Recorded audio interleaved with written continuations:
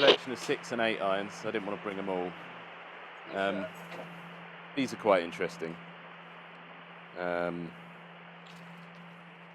These that I've done up, yeah, but horrible to hit. Yeah, they're a lot of offset, and the leading edge is diggy, and it's just, well, I'm sure somebody can hit them, but not me.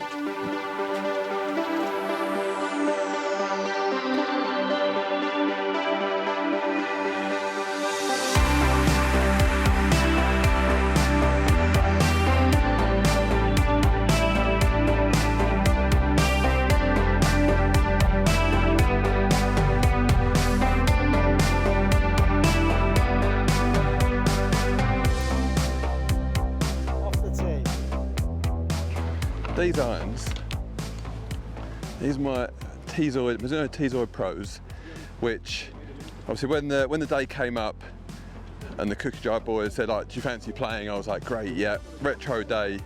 To me, that was Mizuno Tezoids when I was younger. So I've been on eBay looking around, couldn't find the right shaft. Chatting to my dad, so, oh, Dad, I've been looking for my Tezoid Pros that I used in the Open when I was 16 in 1999, and he was like, oh, I've got those in the garage.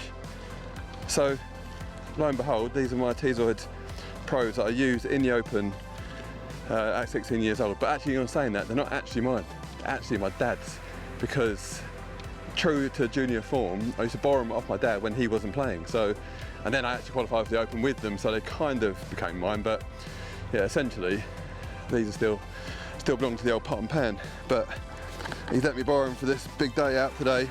So I got those 3-through sandwich, and then true my loaning style, got this lovely bit of kit here, little Merriman. Look at that. It's an absolute beauty. Like, the deep face is just like heaven, basically. Honestly, if that came out today, that would be a completely usable club. The lofts are slightly weaker, so don't go quite as far.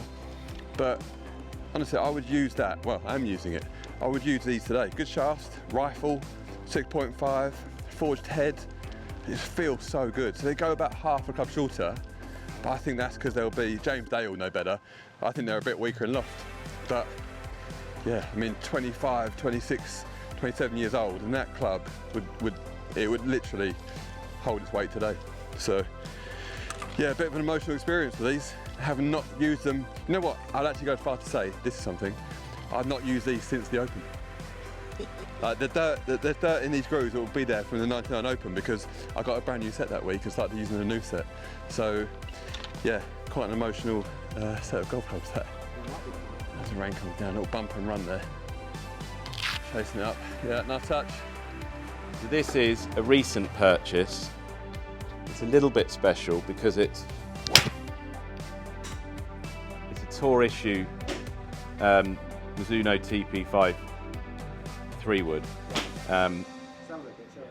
There was only a few produced. The thing that makes this one special is normally they would just say, I think they said Mizuno Pro or something like that on the bottom, but this actually says Tour Pro, and it's one of only 50 they made for the tour, with a little bit deeper face, a little bit more open.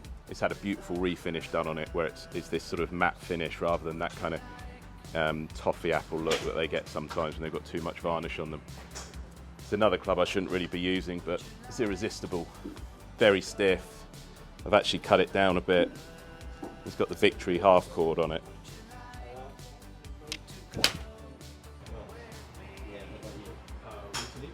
That smoked. No, they've been in my cupboard. It's been in my cupboard for a long, long time. They're old faithful friends, and the irons in particular are going to my son one day. He's desperate for them. He's used them a few times and he loves them. So that's the story behind those. What's in the bag? So I have a Tad Moore lob wedge. She's very nice. And we move into a Cleveland gap wedge with the 588. Why are you picking these? Why a Tad Moore? I just love the shape of it and the feel of it. It's quite heavy though, but yeah. There we go. Max Play goes with my set as well. So Are they all yeah. Max Play, your set? Only the Cleveland. is not, and then my sort of cheat stick. So yeah, that's my wedges, and then I move from there into the Roger Maltby Maxfly Australian blades. So yeah, that's my my irons, and then I've got a Ping Brillium 3 iron. This came up as well, these Ping Nickel Brillium. Yeah, so I had a set of these when I was about sort of 18, 19. A World Master Mizuno 5-wood, which is an absolute beauty, which I very much like.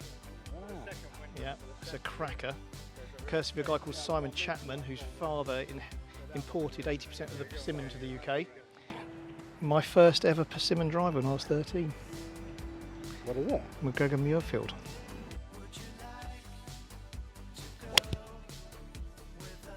Bit toey.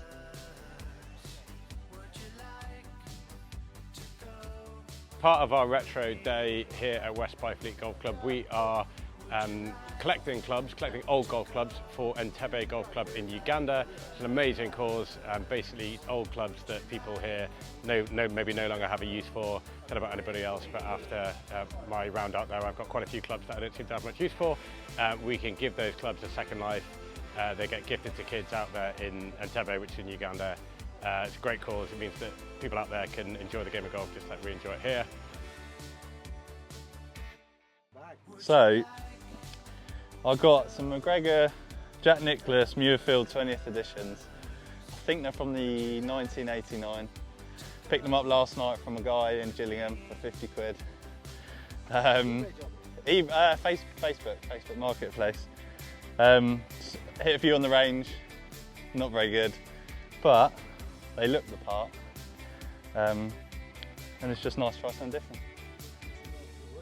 The woods, I borrowed these ones actually. These were Big Berthas. I wanted Big Berthas because I like the head cover more than anything, and then I sourced the head cover and then sourced the woods because I like the look of the head cover. But I think it's an 8-degree Big Bertha. Can't hit it, but the head cover looks phenomenal. So it's all about the head cover game, not about the club game. Okay, right. Starting with the wands. First putt was a little bit dodgy, but one back was okay. Classic ping onto 3. A lot of lead tape. It's 35 inches long, so it's a big stick. And we got an lovely old ping 1 iron. This is my favourite actually. 1 iron's good. 1 iron's good. This is the favourite. This is a little Titleist tour model driver. It's nice. And we've got some retro Titleist blades from sort of late 80s. It's a bit of a mixed match, so there's probably a couple of irons missing. 5 iron and an 8 iron are missing, but the rest is pretty good. But yeah, jumper's good. Classic Pringle.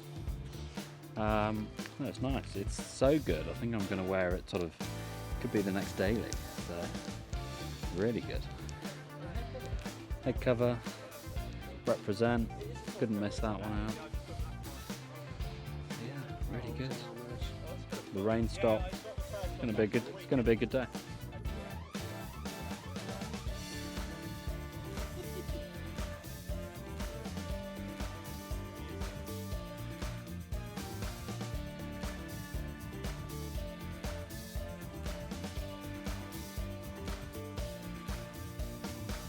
It's such a small market anyway for this stuff, and if it's left-handed, then there's some stuff just nobody wants, and so you do find some real gems. Anyway, these are quite cool because they've still got that like red dot where the shaft goes through. Wilson's Staff Tour Blade. But, they're not too bad actually. It kind of goes the same on mishits as the modern stuff, but you just feel it, so at least you get the feedback. Like today, you don't get the feedback, so you don't know how much you're hitting it out the toe or the heel, whereas this, you can kind of correct as you're going around. And then, that's laminated. James didn't like this, but it just sits, it's a Wilson Blue Ridge Sam Sneed, but it sits so low to the ground, you just feel like you can get underneath the ball. But it's made by layering pieces of wood together, which apparently is a big faux pas for James. Anyway, it hits lovely, and then the 3 wood, I just really like the look of, but they're all so kind of bendy because these, yeah, well, even James was telling me the shafts have to be so narrow to go through these small heads and to go through that the tips are all a lot more flexible.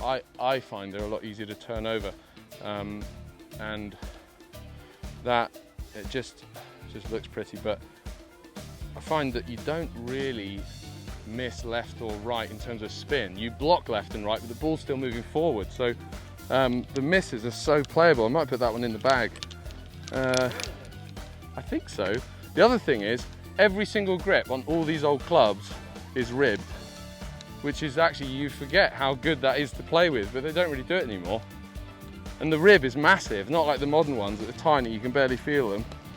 And then the putter is pretty standard ping answer, but someone, whoever had it before me, polished it within an inch of its life. But yeah, it putts well. Again, they basically cut through, so any miss hits you get immediate feedback on.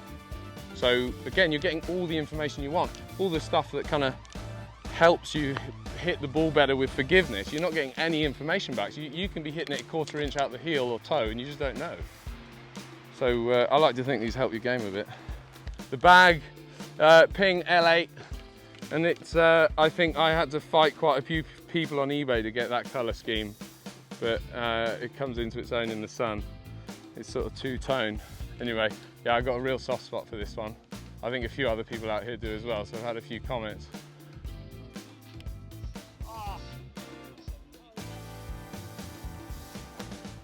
There you go.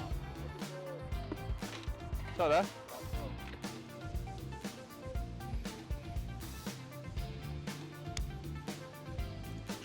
Oh, wasn't meant to be.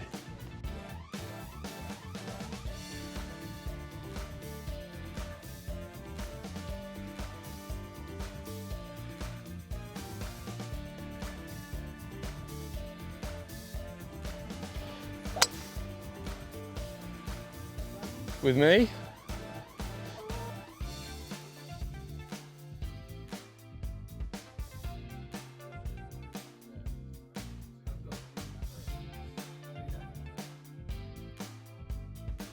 Absolute panic. So, I'm going to start off with nearest to the pin on 13, which is a great little sumptuous drop shot par 3, about 156 yards. And this man just stepped up and I think it pitched about 15 feet past the flag. Lots of revolutions, and to be honest with you, I was pretty staggered it didn't go in the golf hole. Mate, honestly, on the one on the last hole is that. Josh, well done. Thank you very much.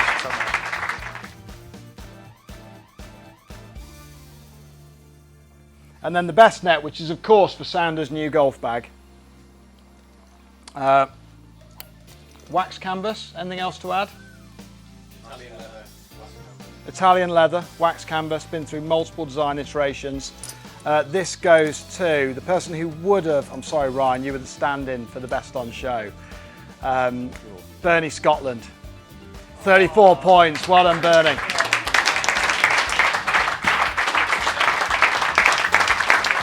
Well done. Congratulations, well done.